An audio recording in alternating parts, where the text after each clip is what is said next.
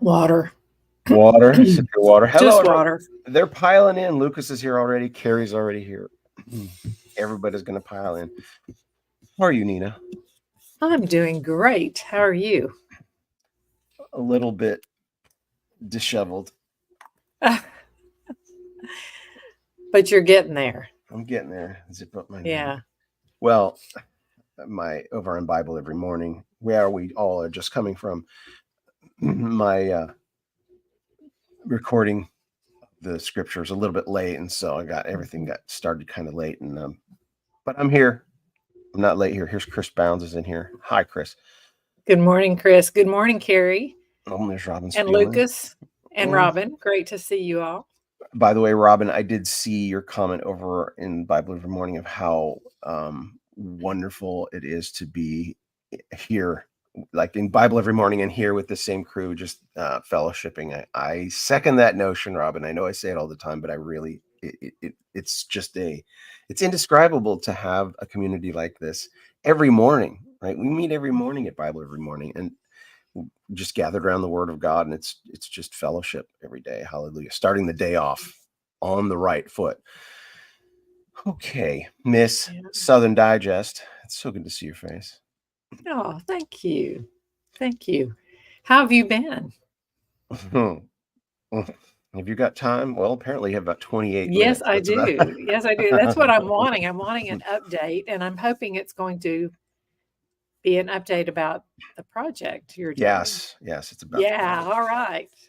All right. I'm just going to get started in on this. I probably dropped, I'm sure I've dropped bits and pieces of this for this audience on Bible every morning all week, but I'm going to kind of start from scratch from last week and see how much from last Monday. So a week ago, this past Monday, see how far I get into this. So I met with, there's a Armenian fellow who's a brother-in-law of a very influential Christian pastor, a guy named Doug Wilson. I don't know if you're familiar with him, but he's he's kind of an iconic pot stirrer. I was going to use a little. That's a good way of putting it. Yeah, he's a pot stirrer, but he's theologically sound. I mean, I don't agree with every word anybody says. And there's a few things, but he is on the front lines, if you will, kind of. He not just in Christian theology, but in culture and what's going on in the world, and even historically, etc. So I've befriended him and some people in his world. And when I told him about my project, I don't know if I told you this, I told him about my project. This was a while ago, within the past year. I started in telling him, 10 minutes in, he stops me, he says, my sister was a missionary in Istanbul and married an Armenian who now lives in LA. Oh, wow. Right. So how close, how nice. Right. Yeah. So I'm telling him about this incredible project, and he didn't stop me. It was like in a break, and you know how I talk. I can talk for 10 minutes straight or whatever. But he was like, like as soon as he said that his sister was a missionary in Istanbul and married an Armenian. I'm like, oh, okay, it's shorthand with you. I don't have to explain all what happened in the Armenian genocide, etc. So, so I got connected to Doug Wilson's brother-in-law who lives here in LA. Actually about 15 minutes from me. And so Monday night, 2 Mondays ago, he invited me over for the 4th time. So it was my 4th visit to his home. And this visit was for him to introduce me to 2 of his friends, colleagues, associates, fellow influential Armenian gentlemen. And so he introduced me to one guy. His name was Joseph Matosian, and he's probably, I'd say he's actually not probably, definitely in his 80s. He's was a pastor for 60 years, an evangelical pastor and administrative member of the Armenian Missionary Association of America, the AMAA, Armenian Missionary Association of America. And they've been around over a century. They, collected money to send to Armenia back during the genocide, Mhm. etc. Mhm. And they're Protestant because most Armenians would consider them apostolic, Armenian apostolic. Right. But Right. so this guy is high up representative in the evangelical side of the Armenian community, the Armenian Christian evangelicals. So he's an influential character, and he's planning on introducing me to the president of the AMAA. So that's one thing. Oh, okay.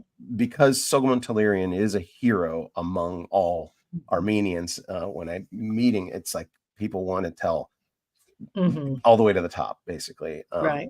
So Right. that's in process. He's And do making you phone find, calls. I have to ask this question, do you find most Armenian Americans know who he is? The Soghomon Know Tehlirian? who's, yes. No. And actually, Sad. That's well, sad. sad, yes, but sad, no, because as they learn, whenever I tell Yeah. individual Mhm. Armenians that don't know the name Soghomon Tehlirian, and I start telling them, it's like mind blowing to them. Like, wait, I this is, bet. they know the genocide and they know the villain, Mhm. and they know, yeah, he was killed. And I'm like, yeah, well, the guy who killed him, let me tell you about it. Right. Right. And so Right. it's always a mind blowing experience when I, share it with them.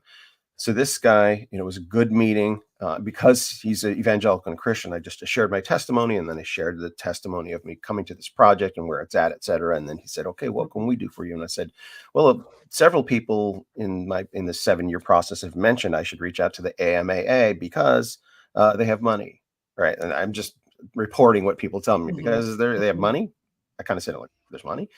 And so it was a meeting with 3 of us, and he looked, as soon as I said that, it wasn't like, money. It was like, "Oh, Mhm. who should we introduce him to?" So they started talking among themselves and I like came up that. ca right, they came up with, "Well, he should probably meet this guy. Oh, he should probably also meet this guy of this other organization." So it Mhm. was a good meeting in that regard. So that was Joseph Matosian. Oh, the host of the meeting, his name is Ararat, as in Mount Ararat. That's Doug Wilson's Seriously? brother-in-law. Yeah, Doug Wilson's Oh, wow. brother-in-law. Yeah, his brother-in-law is That's named Ararat. fascinating. Yeah. So Doug Wilson has nieces and nephews that are Uh-huh. half Armenian. Yeah. And um, I know all of you watching out there recognize that Ararat is where the ark supposedly settled, or at least and that's what the scriptures say.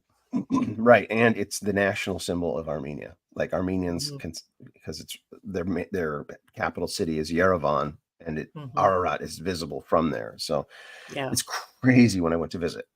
Okay, so the other, my host is Ararat. He introduces me to Joseph Matosian from the AMAA. The other Mhm. person Ararat introduces me to is a man named Harut Der Tavitian. And turns out, again, I don't know any of this. Obviously, I find this out later. Harut Der Tavitian is a very highly regarded, highly respected figure in the Armenian community, particularly as a historian. And so he's not Mhm. a professional historian, doesn't work for a university or whatever. He has a regular job selling insurance, but in the Armenian community, he's an expert on Mhm. a lot of things, particularly from World War I and the Ottoman Empire. Yeah. Again, I don't know any of this at the time. I mean, I'm introduced to I'm him, just loving the way God is bringing this together. Go ahead. right? Sorry. so, This so is great. Harut is also related to Ararat, which means he's also Mhm. related tangentially to Doug Wilson. Harut, or Ararat's son, is married to Harut's daughter, so they're in-laws. So Mhm. Mhm. Ararat invited his in-law Harut, this highly regarded historian, over. So we're talking, and as we're talking history, it's so funny because he starts a sentence and I'll finish it, or I'll start a sentence and he finishes it. Like, so I'm proving my credentials Mhm. with this Mhm. revered historian. I mean, at one point he goes, "So the mastermind of Operation Nemesis, right? Operation Nemesis is the name of the covert op that was Mhm. funded by the Armenian politicians, right? It was the covert Mhm. op that recruited Soghomon and planted them into Berlin, and right. So Operation Nemesis. He says one of the masterminds of Operation Nemesis, and he says the name Shahan Nadali. And I restrained myself because there were three heads, and I was going to rattle the other two off. I Right. didn't want to interrupt. Mhm. But he goes, one of the heads of Operation Nemesis, Shanhan Nodley, his daughter," and I couldn't restrain myself. His daughter, and I go, "Silva?" And he goes, "Yes." And her son, I go, Ara Manugan? He goes, Mhm. "Yes. Well, they live in Glendale. They live close by, and I'm friends with them." We're like, "Oh, okay, okay. Yeah." So, Wow. so I was like, "Oh yeah, that's the first person I met when I started on this project was Ara." So like those, and then Mhm. through the history, like I told him who my translator is of the memoir, and I'm like, "Oh, Ishkan Jinbashi," and he's like, and all heads go, "Oh yeah, Ishkan Jinbashi," and they're like, "Oh, you've got the Mhm. best translator possible," etc. So it's like God has really brought me into the heart of this thing, and it's being confirmed by these guys. So the following, I decide I want to talk to Harut some more after Monday. So I reached out to him Mhm. Wednesday, and he invited me to his home to to to talk. Mhm. And so I went to his place, sat for 2 plus hours, maybe 2 hours, 15 minutes, something like that. He had read the book. I'd given he and Joseph both. I gave them a copy of the book, and he had read it before I got there in the 2 days between Monday through Wednesday. Mhm. And so It I is sit a down, page turner. Yeah, and it is. he goes, "I read it, and it."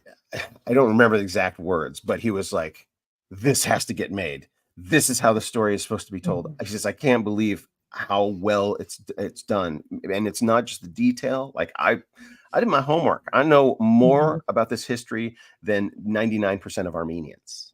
Like the Mhm. specific history Mhm. of Soghomon and the genocide. I know more." And like he was corroborating that. He's like, the way that you capture the personalities of Krikor Zorab and Varkas Serengilian and their relationship with Talat Pasha. And he's like rattling. He's like the tension, and like it's like this is how it has to be told. It was such confirmation because I already have historians that have signed off on it, right? I have Right, my right. Turkish historian at Georgetown, my Armenian historian. They fact checked it, and so now any people that read it love it, but a historian that reads it, that's familiar with it, that loves it, I'm like, Mhm. okay, I've done Yeah. the job. So that was Yeah. just confirming. And so he actually in the meeting with Joseph and Ararat as well. But following up on Wednesday, they said, "You need to meet. We need to get you in front of Eric Israelian." Eric Israelian is the heir apparent to the Kirk Kerkorian media empire. Do you know who Kirk Kerkorian was? The name sounds familiar, but it's not coming to me. There was once upon a time a chain of movie theaters called Kerkorian Theaters, Mhm. Mhm. but he owned MGM. He was the president and owner, I think, of MGM at Oh, one point. that's So, where I've heard it. so he's a billionaire Armenian fellow that had Mhm. been in the entertainment industry. Well, he is the one who financed fully funded The Promise, the first big budget Armenian genocide Right. related movie to come out in 2016. He passed away prior to the movie being completed, but Eric Israelian is a producer that he brought on for the film. That once Kerkorian passed away, that Eric Israelian is kind of the de facto. I don't know if it's the Mhm. official handoff or the de facto, but the clout and the gravitas of the Kerkorian media empire has kind of been transferred to Eric Israelian. So the Armenians will look to Eric Israelian as that figurehead. And I've met him once before. I did meet Eric already early on. I met him through a contact through my historian, but it was way back when I was in between research trip 1 and research trip 2. So Eric Israelian is actually a medical doctor at UCLA, a very highly respected, I don't know if he's cardiovascular or whatever, but he's a very highly respected um, medical professional doctor that is now also a movie producer Mhm. and et cetera. He flies around the world with Kim Kardashian and Serge Tankian, et cetera. So I met with him once, told him what I'm working on. I said, our paths will probably cross again. I was just reaching out to you to inform you of what I'm doing. I'm working on the Soghomon Mhm. Tehlirian story, et cetera. Um, and so now with these influential Armenians telling me, so Harut told me, he says, "I don't know Eric personally, but I have a very good friend who's very good friends with him. Maybe I should reach out to him. I'm like, yeah, you should do that. Or you should reach out to him. Yes, please. Yes, please. So then that was Wednesday of last week. Then Friday of last week, I finally get a meeting that I've been trying to nail down for almost 2 months, actually maybe fully 2 months, with the archpriest at St. Peter's Armenian Apostolic Church in Van Nuys, California. The archpriest, his name, and the archpriest is like the head, the pastor of that particular church. There's different rankings above him, but he's the highest ranking guy in his particular diocese or whatever it's called. So I've been going to that church. I've been sometimes I would go to the service. Sometimes I go to my church and show up there afterwards for the fellowship part, just to make my presence known. I've been making friends there, become friends with 2 of the deacons, etc., over a span of about 2 months. And I've connected with this priest, and his name is Der Schnork, Shnork, Schnork. That means grace, actually. Wow. It means grace. Der just means Lord, like Lord Grace, right? Der Wow, Schnork. interesting. Yeah. And it's a title it's a name that's given to them when they're ordained as it's like, I don't know what his real name is, but from that point on, when you're ordained, you get christened with your official ministerial name for the rest of your life, Der Schnork. Okay. So I finally got my meeting with him, and it was actually after this meeting that I realized I had just met with the most influential Armenian to date on my project. Like the Armenian Apostolic Church is global, right? It's like Armenian culture has been preserved around the world in the Armenian Apostolic Church. When you show up there on a Sunday morning at whatever time, 10 a.m., and you walk in there, you are actually transported in space and time to history, to the earliest worship service ever.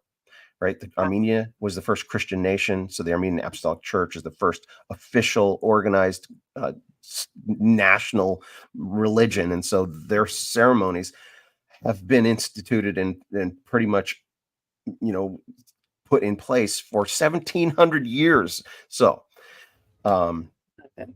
so I'm like, this guy's connected to everybody. Obviously, he's been there at this church for 30 plus years. All right. Enough of the background on Der Schnork. Finally, I get in the meeting with him, and I start telling him, and I have a book for him, and I give him a copy of it, etc.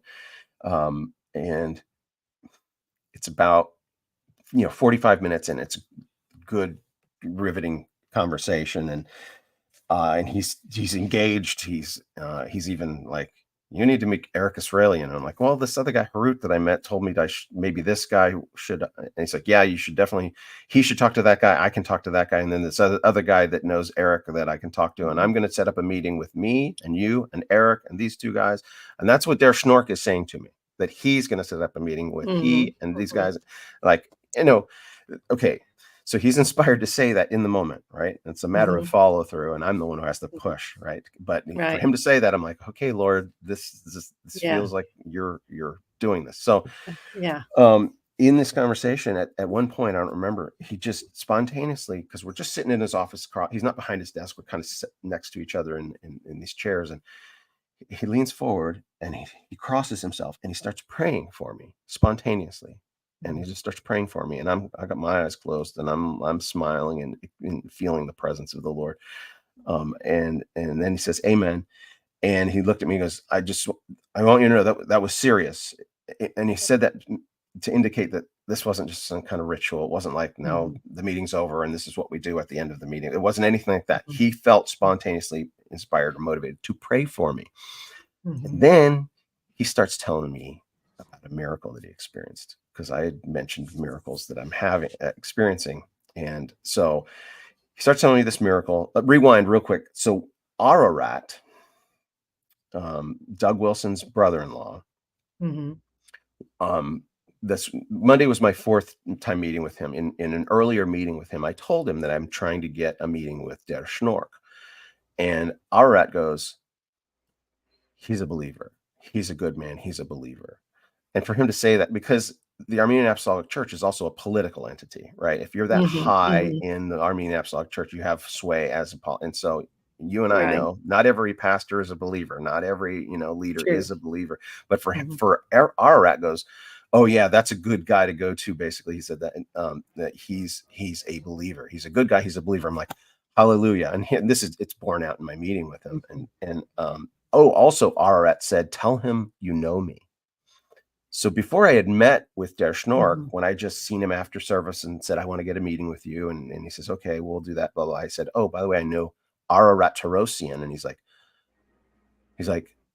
quickly, in his Mhm. mental Rolodex, he's like, oh, his wife was a missionary in Istanbul and she passed away recently and blah, blah, blah. Like, so he knew. It was like, I Mhm. immediately had a connection because Right. of Right. Doug Wilson telling me about his brother-in-law and his brother-in-law telling me about this Snort. So it's all these connections that are just being made as I'm asking questions and forcing myself into people's lives. so so here's the miracle that Der Schnorr starts telling me about. And because I've been reading, I recently read, do I have it right here? Yeah, this one. Here's my book recommendation again. Mhm. Experience Miracle, The Simple Guide to Experience Miracles by J.P. Moreland. It's funny, the name is funny, The Simple Guide. It sounds like one of those really quick reads that you buy in the Christian Mhm. bookstore to pacify yourself. No, this is an academic tome, right? This is a rigorous academic tome. And there's several chapters in here dedicated to near-death experiences because they're evidence, right? They're actually Mhm. proof of the divine, the threshold, the other side, right? Right. And Right. so when Deschnork started telling me his miracle story, I immediately recognized the pattern as one of the categories in this book. Like, this is something that happens, and one of the categories that it's talking about is when multiple people experience a miracle simultaneously. That it's not one person saying, I saw this or this happened, but it's a group of people all seeing something Mhm. and witnessing something and corroborating something. So Der Mhm. Schnork, yes, NDEs. I want to put that. Yeah, these are near-death experiences. I Yeah. mean, this is home. It's an important topic to us because my mom, Miracle Mom, has had actually two NDEs. So, Mhm. all right. So Der Schnork says, Der Schnork is from a long line of priests. His father was a priest before him, and his grandfather a priest before him. In fact, his grandfather baptized Harut der Tavitian when he was a baby. It's Wow. so the networking of this community. Mhm. Mhm. So he says when his father was on his deathbed, when Der Schnork's father was on his deathbed, and this was just a few years ago, he said they were gathered around. There were 13 of them in the room, and he hadn't been lucid or Mhm. coherent or really conscious for over a month. So Mhm. they're all gathered around, and then knowing this is the time. It's going to happen. He's going to go soon. Let's just give our final goodbyes.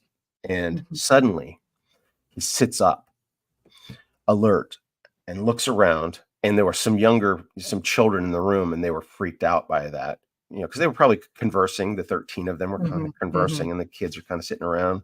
And then this guy sits up and is looking straight at them, and they're freaked out. And they're like, he's awake, he's awake. And everybody looks, and Der Schnork's father looks around at everybody, and then fixates on a point on the wall. He fixates, transfixed on a point on the wall, and everybody's looking at him, and his eyes start to glow Oh, wow. like a light coming from within his eyes. So Mhm. he's looking across the threshold, and it's being reflected in his eyes. And Der Schnork is like, I wanted to grab my phone to record it, but I didn't want to miss it. And so they're Mhm. all, and then there was like this whoosh, but they didn't hear anything.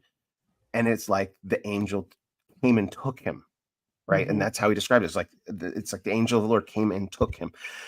And I'm literally going like this, Yeah. like, Yeah. I'm like this, like, when somebody's telling you a story and you're like, okay, okay, sure. No, no, no. I was like, Yeah. yes, this is amazing. This is Yeah. amazing. Right. And Yeah. so Der Schnork and I are bonded over talking about real miracles. And he's talking about this personal, intimate miracle. And I'm like, okay, this guy gets it. And he said that because that same sense of a presence was there when he was praying for me. So, Mhm. so I'm in with Der Schnork. Der Schnork. So that's a miracle story that I wanted to share. I had told people at Bible every morning I was going to tell you about some miracles. So I've babbled. You have any questions from the last 4.5 minutes, or anything you want to? Well, my only comment is you are clearly going to have to write a book about the book. Yeah, right. You know, Oh, how yeah. you got here, because this is just as incredible as the story that you wrote. And it's all true. That's what I right. love. It is all true. I mean, God's hand throughout all of this, all through the generations and the years, and then specifically with even where you are located, where he moved you to, I the live near people he's connected Glendale. to. It's like Yes, crazy. yes, all of it. All of it. It is so amazing.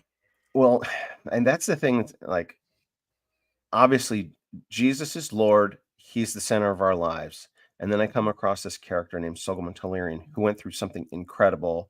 I get his memoir translated, and I'm like, this feels miraculous to me. Like the things he went through, like he was communicating with his dead relatives across the threshold, and his dead relatives were all believers in Jesus, and he comes from a culture that's a believer in Jesus. And I'm like, this reads like the Bible, like reads like a confirming text, like that confirms the reality that's outlined for us in scripture is confirmed by this event that this guy went through. And I'm like, that's crazy.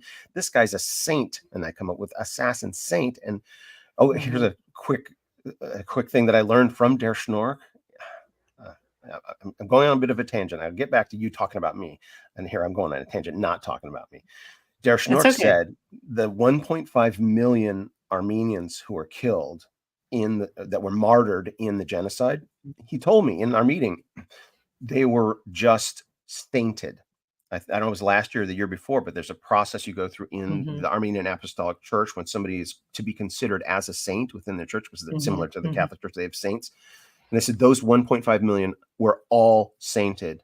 So and I'm like, oh, really? Because one of my, it's not a marketing ploy, but it will turn into something that people talk about, is I am going to approach the Armenian Apostolic Church to Saint Soghomon, to officially go through that process with him. And because the martyrs were all sainted, like, this is a no-brainer. The ones that he got vengeance for will be sainted. And I was like, oh, that's incredible. Okay, so realizing that Soghomon is this important character, and that I'm seeing this story the way nobody has seen it in 100 years, and realizing that, like, Soghomon knew that he went through something. In the first thing he wrote, page 1 of his prison diary, like, this is before the memoir, this is like sitting in jail in his prison diary. The first thing he wrote was, my ancestors told me that dark dreams are a good omen. He had just woken up from another nightmare. Dark dreams are a good omen. And this happens to be the morning that he killed Talat, right? So, but the first thing he says is, my ancestors say that dark dreams are a good omen. And then he looks out the window and he says, who can interpret mine? Who can interpret my dark dreams? And when I came across that, I realized that the clarity with which I'm seeing this story means I am Soghomon's dream interpreter. Yes. I was like, oh my gosh, really? Am I that important? It's like, okay, God, you've called me to this. And so it's confirmation. What you're saying is like, yeah, I'm one of these. It's an honor and a joy to be able to tell this story. And it's going to make me important to the Armenian people. It's like, it's so humbling, and it's such a joy. So, Michael, you were chosen for this before you were born. Right. Before you were born. You've always been important, and God has preserved you and walked you through all of life to bring you to this moment. You know what's embarrassing? What? I almost said those exact words to Der Schnork in the meeting. I'm explaining to him, like, I don't know why I'm the first one seeing this, and I'm the one that, like, it's, and I said, and I stopped down and I said it very humbly. I said, I've been chosen to tell the story. And so You have. And whatever that entails, because I know Joseph, when he was chosen to deliver everybody, he went through a whole bunch of stuff. Mhm. So I'm ready for whatever's out there. I've already been through a whole bunch of stuff, but God is in Yeah. control. So This is amazing. This is an amazing story, and there's so many stories within the stories. I can't wait to hear what happens next. there's the update just for you, Nina. Thank you. Thank you, thank you, thank you. I can't tell you how much I appreciate that I'm the one who gets to hear it. Will you Well, update me again next month? yes, yes. Thank you. There's so much going on. Like by next month, we'll have to take 3 hours for this. But anyway, Yes. all right, we're past There time. will be more next month for sure. Well, Yeah. thank you, Nina. I love seeing you. This thing's happening. I'm just excited about what's in the future. All right, love I y'all. God is in control. Bye, everyone.